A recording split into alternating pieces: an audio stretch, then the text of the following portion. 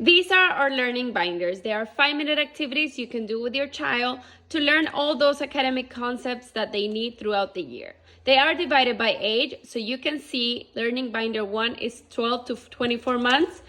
Then we have 24 to 36, and then we have for 3-year-olds. We do also have a learning binder 4, which is focus on letter recognition and sound, which is great for pre-reading skills.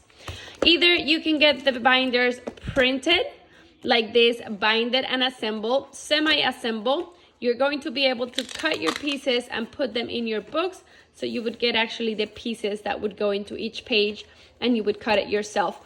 Or you can get the digital copy where you can actually print your things at home and you can laminate them, put them in a binder and have them ready for play. You can also add Velcro as an option so that all the pieces stay together, or you can just cut your pieces and keep them in a pocket.